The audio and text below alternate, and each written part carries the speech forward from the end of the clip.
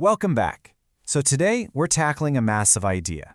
The thought that all of human history is really just one long, unending struggle. I mean, from our earliest ancestors all the way to today, the way we fight has changed for sure, but the struggle itself, that's been constant. Let's dig into how that works. You know, our whole story starts with a pretty humbling reality check. We all have this image of the heroic caveman, the mighty hunter, right? Well, forget it.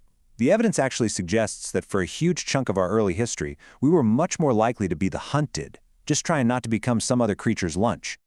Hey, if you're digging this straight-to-the-point way of looking at big ideas, do us a favor and hit that subscribe button. It really helps us make more explainers just like this one. Okay, let's get back to the beginning of our story. So, humanity's first and most desperate fight wasn't against kings or empires. Nope, it was this raw, daily struggle against nature, against hunger, and, let's be honest, often against each other. And it all centered around the flickering light of those first fires. So what was actually on the menu for our ancestors? This is where the myths just completely fall apart. It wasn't woolly mammoth steaks every night. It was more like a scavenger's buffet. Snails, caterpillars, and even the marrow from bones that were smashed into a gritty paste. Delicious. This wasn't a story about glorious hunts. It was all about resourceful and probably pretty desperate survival. And you know, the social life wasn't a whole lot cozier. Power was brutally simple. An old man led the family group, but only for as long as he could physically defend his spot.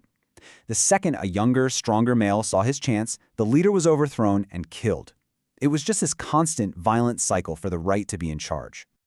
So as we started to get a handle on basic survival, a whole new kind of conflict popped up.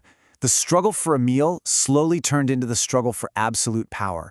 And this is where the legends of great men often hide a much, much messier reality. Let's take Alexander the Great. We're told he was this incredible visionary, meticulously planning to unite East and West. But when you look at the historical record, you see a guy driven by some serious vanity and passion. When his best friend died, Alexander's grief was so extreme he had the guy's doctor crucified. Then he slaughtered the people of an entire village as a sacrifice. Yeah, not exactly what you'd call enlightened leadership. Or how about Julius Caesar? We picture him as this master strategist, always 10 steps ahead of everyone. But right at the peak of his power, this 54-year-old guy basically puts his grand ambitions on hold to spend the better part of a year in Egypt, totally captivated by Queen Cleopatra. So you have to ask, was this all part of some grand strategy, or was it just the indulgence of an aging guy with a lot of power? And this gap between the myth and the reality just keeps going. Check out Emperor Charles V. He supposedly retired to a monastery for a life of austere solitude. Well, his version of austerity included nearly 150 attendants, special couriers being rerouted just to bring him bigger fish, and a serious thing for eel pasty. He even staged his own funeral before he was actually dead.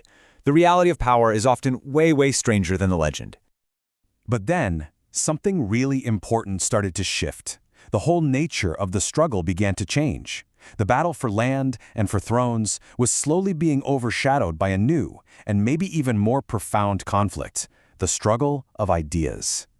This was a revolution that happened not on a battlefield, but inside the human mind. And you can see how these different threads start to connect over time. Marco Polo's journeys bring back technologies like paper and printing that spread information like wildfire. A century and a half later, a man named John Huss is executed not for a crime, but because he refused to take back his beliefs. He became a martyr for the idea that a person's conscience is their own. And then, by the 1700s, that very idea helps create a new kind of government in Britain, one that actually puts a limit on the absolute power of a king. The struggle had moved into our heads. But these powerful new ideas, individual liberty, personal identity, they soon curdled. They got harnessed and twisted into a new, collective kind of conflict. This was the struggle not of kings, not of ideas, but of nations. And this forces us to stop and ask a question that seems simple but really define the modern era. What even is a nation? Is it about language? Is it race? Religion? What holds it together? Well, here's one deeply cynical definition for you. A nation is just any random group of people who decide they want their own bureaucracy so they can act on the world stage, and they usually behave as if they're the only people who really matter.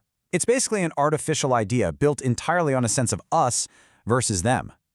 And this new idea of the nation-state, it created absolute chaos. The borders that were drawn by kings and treaties almost never matched the messy reality of the people who actually lived there. Europe became this collection of mismatched parts like gears that don't fit, grinding against each other, and building up this immense pressure that was, well, inevitably going to explode.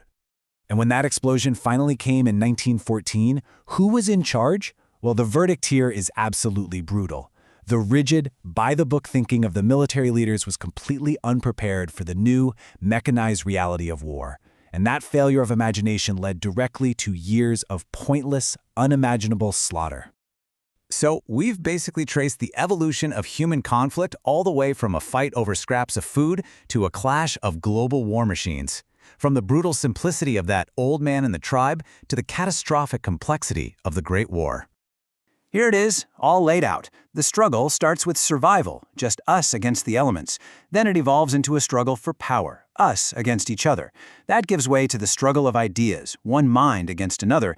And finally, that leads to the industrial-scale struggle of nations. Basically, machine versus machine. Each stage just grew right out of the one before it. And that leaves us with one last, massive, unavoidable question. If this pattern holds, if our conflicts just keep getting more complex and more deadly, what's the next chapter? What is the next struggle that we're writing for ourselves right now? The history of that conflict is happening as we speak. If you want to keep exploring the big questions like this one, make sure you're subscribed and give this explainer a like. It lets us know you want more deep dives like this. Thanks so much for watching.